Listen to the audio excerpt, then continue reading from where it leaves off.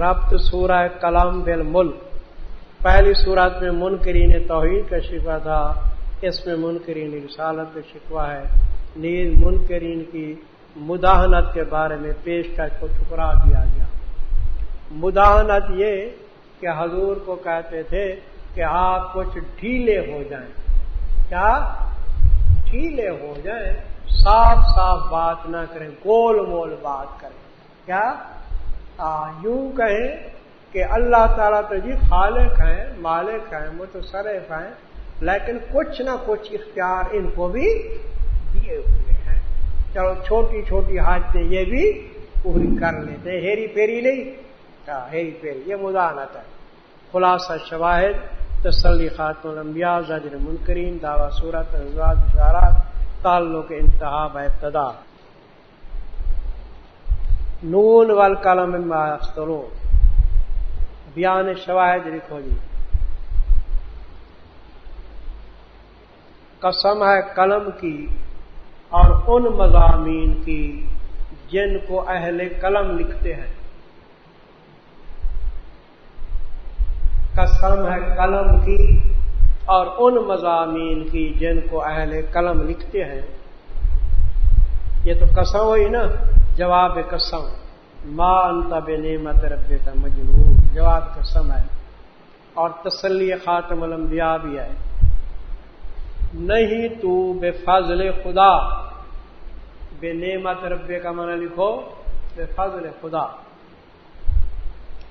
نہیں تو بے فضل خدا مجنون، آپ مجنون نہیں ہیں. آپ دیکھو جواب قسم میں دعویٰ ہوتا ہے، اور قسم جو ہے اس کی کیا بنتی ہے؟ دلیل. تو جواب قسم میں دعویٰ یہ ہے کہ جو کافر حضور کو مجنون کہتے ہیں، آپ مجنون نہیں ہیں. اور اس کے اوپر دلیل کس کو بنایا گیا؟ قلم کو اور اہل قلم کے مضامین کو بنایا گیا. اہل قلم کے مضامین وہ کیسے دلیل بنتی ہے؟ غور فرماؤ. حضرت نوح علیہ السلام سے لے کے عیسیٰ علیہ السلام تک جتنے انبیاء آئے، اپنے اپنے دور کے اندر کافروں نے ان کی مخالفت کی، ان کو مجنون کہا یا نہ کہا. لیکن اہل قلم کے مضامین جو تاریخوں کے اندر ثبت ہیں، آخر ان کو اقرار کرنا پڑا کہ یہ مجنون نہیں تھے، اول درجے کے مصلح تھے. کیا تھے؟ تاریخ نے ثابت کر دیا کہ مجنون کہنے والے خود مجنون تھے. اور یہ کون تھے؟ اعلیٰ درجے کے مصلح تھے. انہوں نے اپنے اپنے وقت کے اندر اصلاح کی. اب بھی محبوب تجھے دنیا اگر مجنون کہتی ہے تو قیامت تک اہل قلم کے مضامین ان کے جھوٹ کو ثابت کر دیں گے کہ آپ مجنون نہیں تھے، آپ محبوب تھے، آپ مصلح تھے. آگے سمجھ نہیں ہے. یہ قسم ہے قلم کی اور ان مضامین کی جن کو اہل قلم لکھ رہے ہیں. نہیں تو بفضل خدا مجنون، اور بے شک تیرے لیے ثواب ہے بے انتہا. غیر ممنون ہے نا، ممنون کہتے ہیں مقطوع کو جو قطع نہیں کیا جائے گا. بے انتہا ثواب ہے بے انتہا. اور بے شک تو البتہ خلق عظیم کے اوپر ہے. امی عائشہ سے پوچھا گیا کہ حضور کا خلق کیا تھا؟ امی عائشہ نے کیا فرمایا کہ سارا قرآن حضور کا خلق ہے.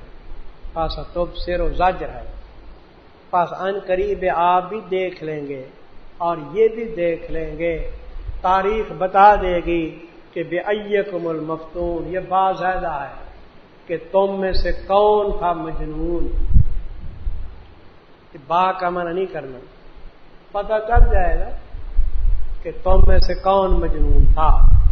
ان ربا کا بے شک رب تیرا وہ خوب جانتا ہے اس کو جو گمراہ ہوتا ہے اس کی راہ سے، اور وہ خوب جانتا ہے راہ پانے والے کو.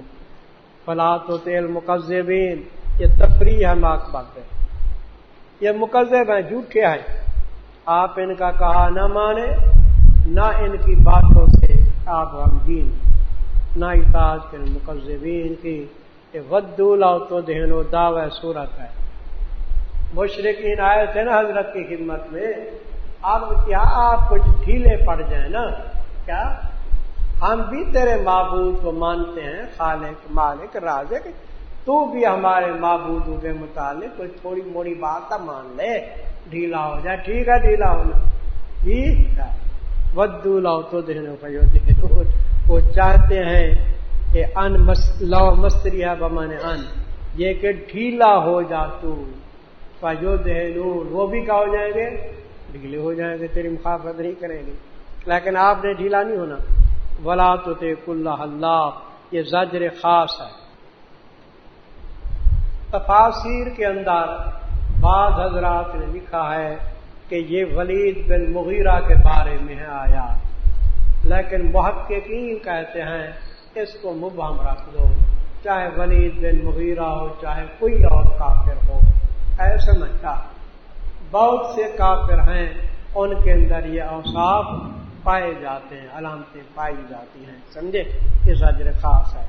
اور نہ اطاعت کر دو ہر اس شخص کی جو حلاف ہے، بہت قسمیں اٹھانے والا ہے۔ کافر قسمیں اٹھاتے ہیں، وہ ولید بن مغیرہ قسمیں اٹھاتا تھا، جو اسلام کی طرف راغب ہوا پھر گیا۔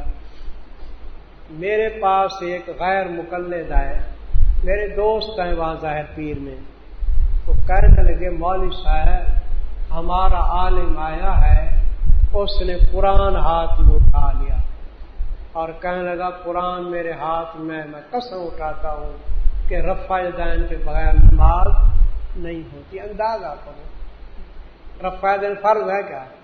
ان کے نزدیک بھی مستحب ہے، ان کے بڑے بڑے علماء کے نزدیک، یا چلو سنت سمجھ لو، رفع یدین کے بغیر نماز نہیں ہوتی، تو قسم اٹھائی ہے اس نے۔ تو مجھے وہ کہنے لگا تم قسم اٹھاؤ گے؟ میں نے کہا نہیں۔ کہنے لگا کیوں؟ میں نے کہا قسم وہ اٹھاتا ہے جو جھوٹا ہوتا ہے، ہمارے پاس تو دلائل ہے، حدیثوں کے دلائل ہے، ہم قسم کیوں اٹھائیں؟ پھر چپ ہونے لگا۔ میں نے کہا جو قرآن اس نے اٹھایا تھا نا، وہی قرآن کہتا ہے کہ اس کی بات نہ مانو۔ میں نے کہا کیسے؟ میں نے کہا قرآن کہتے ولا تطع اللہ، اللہ کہتے جو قسمیں بہت اٹھاتے ہو اس کی بات نہ مانیو، نہ مانیو، ٹھیک ہے، ولا تطع اللہ، پہلے کا دو جواب، قرآن تو کہتے قسم نہ وہ جو کہ چلا گیا۔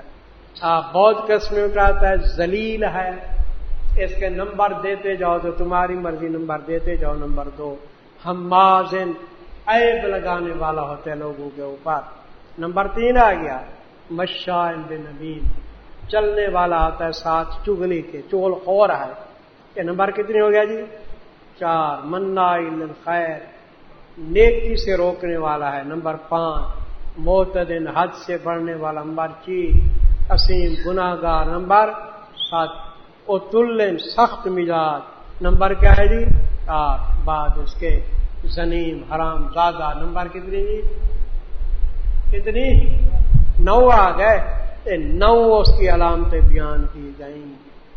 کہتے ہیں جب اس کو حرام زادے کا آیا نا اشارہ تو اپنی ماں کے پاس چلا گیا، اس سے تصدیق کرنی چاہیے کہ واقعی تو حرام زادہ ہے۔ ان کا نظام معلوم بنی، ان بمانے لے ان، عام طور پہ ان لوگوں کی بات مانی جاتی ہے جو کیا ہوگی، وہ دنیا دار ہو، ان کے پاس مال بھی ڈھیر ہو، جتھا بھی زیادہ ہو۔ تو فرمایا ٹھیک ہے، ولید کا مال بھی بہت ہے، اتنا مکے میں کسی کا نہیں، اولاد بھی بہت ہے، اس وجہ سے اس کی بات نہ مانو، جھوٹا ہے، باوجہ اس کے کہ ہے صاحب مال کا اور صاحب بیٹوں کا۔ جب پڑھی جاتی ہیں اس کے اوپر ہماری آیتیں تو کیا کہتا ہے کہ بے سند کہانیاں ہیں پہلے لوگوں کی، ساناسمہ علی الخرطوم، انجام تکذیب، ان قریب داغ دیں گے ہم اس کو اوپر اس کی سونڈ کے۔ سونڈ سے مراد ہے ناک، کیا ہے جی؟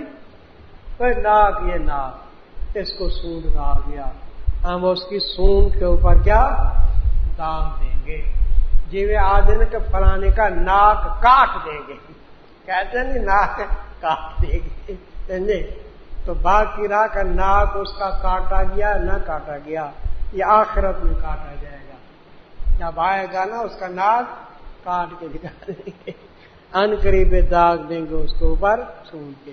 انا بلوناہم، بے شک آزمایا ہم نے اس کو، اہل مکہ کو، کہ نمونہ ہے تخویف دنیوی کا۔ ہم نے آزمایا اہل مکہ کو جیسے آزمایا تھا باغ والوں کو۔ ابن عباس کہتے ہیں یہ باغ حبشہ میں تھا، اور سعید بن جبیر کہتے ہیں یہ باغ یمن میں تھا۔ ہمارے تبلیغی جماعت کے ساتھی وہ جانتے ہیں، کہتے ہیں یمن کے اندر وہ جگہ ہم نے دیکھی ہے، جہاں وہ باغ تھا وہ جگہ دیکھی ہے۔ اللہ عالم بالصواب۔ خیر جی، جہاں بھی تھا حبشہ میں یمن میں باغ تھا، اس باغ کا جو مالک تھا نا بڑا نیک آدمی تھا۔ جب باغ کا پھل توڑتا نا تو غریبوں اور مسکینوں کا حصہ نکالتا تھا اور باغ سے۔ وہ فوت ہو گیا غریب، اس کے بیٹے جو تھے وہ بخیل قسم کے تھے، انہوں نے کہا باپ تو پاگل تھا، دیوانہ تھا، وہ خواہ مخواہ لوگوں کو دیتا غریبوں کا، ہم غریبوں کو نہیں دیں گے۔ اللہ صبح جا کے باغ کو توڑیں گے، اندھیرے کے اندر سارا پھل مل لے آئیں گے، غریبوں کو قطع نہیں دیں گے۔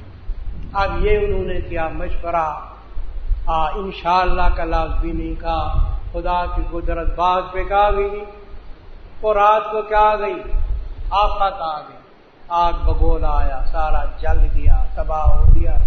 اب صبح کو چپ کے اٹھے کہ کسی کو پتہ نہ لگے، وہاں باغ کی جگہ پہ پہنچے تو باغ نہیں تھا۔ پہلے تو کہنے لگے وہ راستہ بھول گئے، پھر نشانات دیکھے، کہنے وہ راستہ نہیں بھولے، تباہی ہے۔ پھر ان میں سے جو سمجھدار تھا نا، اس نے کہا اللہ کے بندے، میں نے تمہیں کہا تھا کہ یہ حرکت نہ کرو، باپ کی صدقات کو کیا رکھو، جاری رکھو، انشاءاللہ بھی تم کہتے۔ خیر اب جو کچھ ہو گیا، اب اللہ کے حضور ہم توبہ کریں۔ چنانچہ توبہ کی، اور روایات میں آتا ہے کہ اللہ نے پھر اچھا باغ ان کو دے دیا۔ دیکھو جی، بے شک آزمایا ہم نے مکے والوں کو جیسے کہ آزمایا باغ والوں کو۔ جب قسمیں اٹھیں انہوں نے کہ ضرور توڑیں گے اس باغ کو، صبح ولا یستثنون، اور انشاءاللہ بھی نہیں کہتے تھے، یوں نہیں کہا انشاءاللہ توڑیں گے۔ بس پھر گیا اس کے اوپر ایک حادثہ، عذاب تیرے رب کی طرف سے، اور وہ نیند کرنے والے تھے۔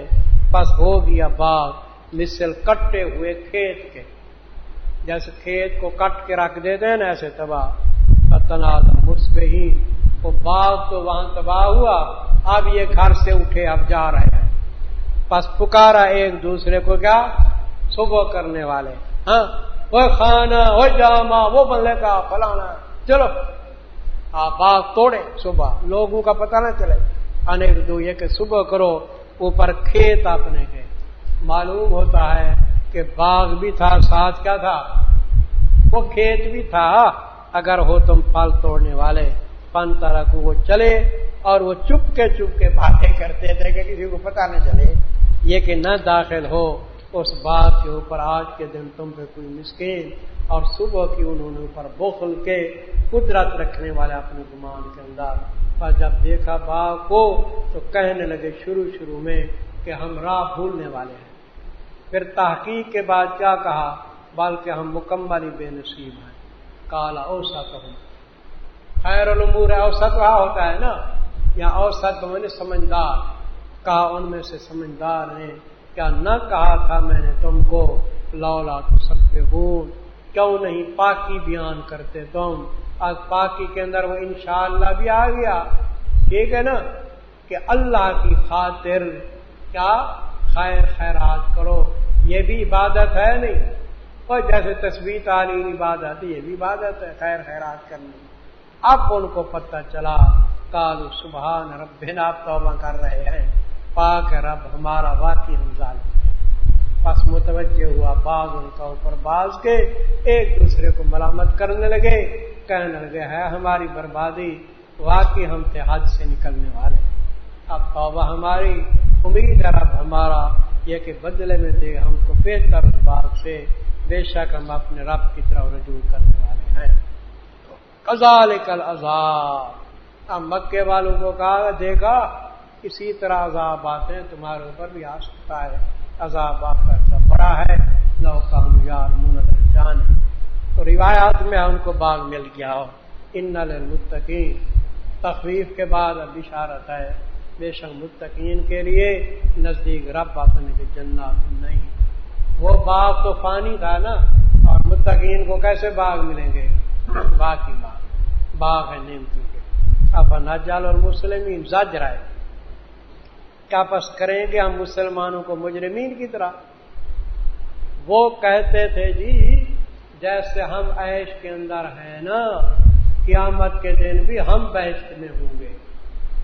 ایک آدمی کہہ رہا تھا کہ وہ میاں یہ بڑی بڑی داڑیاں ہیں نا، ان کی بڑی داڑیاں، خشک داڑیاں، کہ بہشت کی جو حوریں ہیں نا ان کی شکلوں کو دیکھ کے ڈر جائیں گے، دہشت گرد آ گئے، ہڑتال کر جائیں گے وہ تو، پھر ہم مزے لوٹیں گے، چور دے پتر پتہ چلے یہی کہہ دیا کہ ہم بہشت ہیں۔ اللہ نے فرمایا کیا پس کریں گے ہم مسلمانوں کو مثل مجرمین کے؟ کیا ہے واسطے تمہارے، کیسے فیصلہ کرتے ہو؟ بھکن ام لکم کتاب فیہ تدرسون، بتاؤ تمہارے پاس کوئی کتاب ہے جس کتاب میں لکھا ہوا ہو، آسمان سے کتاب آئی ہو جس میں لکھا ہوا ہو کہ بہشتی ہیں جی، جو بات کریں یہ سب ٹھیک ٹھاک ہے؟ کیا واسطے تمہارے کتاب ہے؟ نفی ہے دلیل نقلی کی، نفی دلیل نقلی، کیا تمہارے لیے کتاب آسمانی ہے کہ جس کے اندر پڑھتے ہو اس مضمون کو؟ اے آگے انا لکم یہ مضمون کتاب ہے کہ بے شک واسطے تمہارے اس کتاب کے اندر وہ چیز لکھی ہو جس کو تم کیا کرتے ہو؟ پسند کرتے ہو کہ بہشت ہماری ہے۔ اچھا چلو یہ نہیں تو یہ بتاؤ کہ اللہ تعالیٰ نے قسم اٹھا لی ہو کہ خدا کی قسم ہے تمہیں بہشت میں داخل کروں گا، اور اللہ کو قسم پوری کرنی پڑے، وہ اٹھائی اللہ نے قسم، یا واسطے تمہارے قسمیں ہمارے ذمے باقی رہنے والی دن قیامت تک، اور قسم کا مضمون یہ ہو انا لکم، ایک قسم کا مضمون کہ بے شک واسطے تمہارے البتہ وہ بہشت ہے جس کا تم فیصلہ کرتے ہو کہ ہم بہشتی ہیں۔ سالو پوچھو ان سے، یہ استفہام توبیخ کا ہے، پوچھو ان سے کون سا ان کا اس بات کی ذمہ داری لیتا ہے؟ ام لہم شرکا، چلو کتاب بھی نہیں، اللہ نے قسم بھی نہیں اٹھی، تو ان کے کوئی شرکا ہو کیا؟ او معبودان باطلا، وہ ذمہ لے لے کہ ہم ان کو بہشت میں لے جائیں گے، یا واسطے ان کے شرکا ہیں کہ یکفلون لہم، عبارت معذوف ہے، وہ انتظام ہوں، پس چاہیے لائیں اپنے شرکا کو اگر ہے وہ سچے۔ تو ان میں سے کوئی چیز ہے؟ ایسے ڈھینگے مارتے ہیں کہ ہم بہشتی ہیں۔ یوم یکشف عن ساق، تخویف اخروی، تخویف اخروی، جس دن تجلی کی جائے گی صفات شاک کی، اس کا معنی لکھو صفات شاک، یوم یکشف عن ساق، جس دن تجلی کی جائے گی صفات ساق کی، بس یہی معنی لکھنا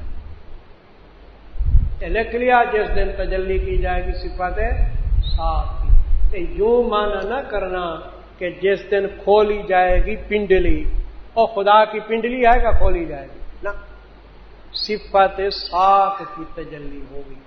حدیث پاک میں آتا ہے کہ اللہ تعالیٰ صفات ساق کی تجلی کریں گے، جب مومن دیکھیں گے نا تو مومن خود بخود سیدھے میں گر پڑیں گے، لیکن منافق اور کافر بے ایمان ان کو سیدھا نصیب نہیں ہوگا، ریاکار کو بھی سیدھا نصیب نہیں ہوگا، وہ کوشش کرے گا لیکن اس کی پیٹ سخت کر دی جائے گی۔ یہ سمجھی بات، کہ حقیقت یہی ہے، حدیث پاک میں آتا ہے نؤمن بہ ولا نسأل عن کیفیتہ، پنڈلی منڈلی کا معنی نہ کرنا، یہی کہنا کہ صفات ساق کی تجلی ہوگی، ہم ایمان لاتے ہیں، کیفیت کا سوال نہیں کرتے۔ جس دن تجلی کی جائے گی صفات ساق کی اور پکارے جائیں گے سجدہ کرنے کی طرف، پس نئی طاقت رکھیں گے یہی کافر۔ یہ حالت نمبر 1 ہے، خاشعۃ ابصارہم، حالت نمبر 2 جھکی ہوگی نگاہیں ان کی. آگے حالت نمبر 3 ترحقہم ذلہ، ان کو ذلت ڈھانپ لے گی. وقد کانوا یدعون الی السجود، یہ کیوں ہوگا؟ الا تماکبر، اس لیے کہ جنہوں نے دنیا میں خاص اللہ کو سجدہ نہیں کیا تھا، قیامت کے دن ان کو توفیق نہیں ہوگے. سمجھ رہے ہو نا کہ اللہ کا ہے. دیکھو، اور تحقیق تھے، بلائے جاتے تھے طرف سجدے کے دنیا میں، اور وہ اچھے خاصے تھے. ادھر سجدہ نہیں کرتے تھے تو وہاں بھی سجدہ نصیب نہیں ہوگا. فذرنی ومن یکذب بہذا الحدیث، یہ زجر ہے، یہ زجر ہے. وہ جیسے بھئی دنیا کے اندر ہم کہتے ہیں نہیں، اس کو بھی میرے حوالے کر دو، میں خود اس سے نبڑ لوں گا، ہے نا، تم چھوڑو اس کو میرے حوالے کر دو، ٹھیک ہے نا، میں خود اس کا انجام ٹھیک ٹھاک کر دوں گا. اسی طرح اللہ فرماتے ہیں اے میرے محبوب، جو آپ کی تکذیب کر رہے ہیں ان کو میرے حوالے کرو، ان کو میں خود ان کو نتیجہ دکھاؤں گا. فذرنی ومن یکذب، زجر ہے، پس چھوڑ دو مجھ کو ساتھ اس شخص کے، واہ من ماں ہے جو جھٹلاتا ہے ساتھ اس کلام کو. سنستدرجہم، ہم ان کو کھینچے کھینچے لے جا رہے ہیں، آہستہ آہستہ ہم ان کو کھینچے کھینچے لے جا رہے ہیں جہنم کی طرف. اس حیثیت سے کو نہیں جانتے. وَأُمْلِي لَهُمْ، اور میں ان کو دنیا میں ڈھیل دے رہا ہوں. امحال مجرمی، لیکن میرا داؤ مضبوط ہے، میرے داؤ سے بھاگ نہیں سکتے. ام تسألہم اجرا، یہ تعجیب بر انکار نبوت، تیری نبوت کا انکار کر رہے ہیں، کہتے ہیں یہ نبی نہیں، بشر کیسے نبی ہوتا ہے. تعجیب بر انکار نبوت، یہ جو تعجب کر رہے ہیں، کیا مانگتا ہے تو ان سے کوئی معاوضہ؟ حضور معاوضہ مانگتے تھے؟ اگر معاوضہ مانگتا تو پس وہ اس تاوان سے بوجھل ہوتے، حالانکہ ایسی چیز نہیں ہے. کیا مانگتا ہے تو ان سے معاوضہ کہ پس وہ اس تاوان سے بوجھل ہو گئے ہیں. تو یہ بات بھی نہیں کہ آپ معاوضہ مانگیں. یا دوسری بات ہو کہ چلو کہ آپ سے علم نہیں سیکھتے، احکام نہیں سیکھتے، تو کیا ان کے پاس غیب سے احکام آتے ہیں؟ اللہ تعالیٰ ان کے پاس وہی بھیج رہا ہو، غیب سے احکام ہو، یہ بھی نہیں.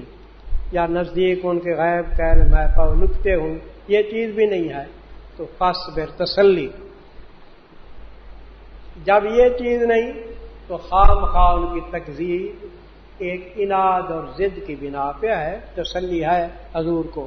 پس صبر کرو باوجہ حکم رب اپنے کے، اور نہ ہو تو مثل مچھلی والے کے. کون تھے جی مچھلی والے؟ یونس علیہ السلام. جیسے انہوں نے جلدی کی تھی نا، اللہ کے حکم کی انتظار نہیں کی تھی، چل پڑے. آپ نے جلدی نہیں کرنی.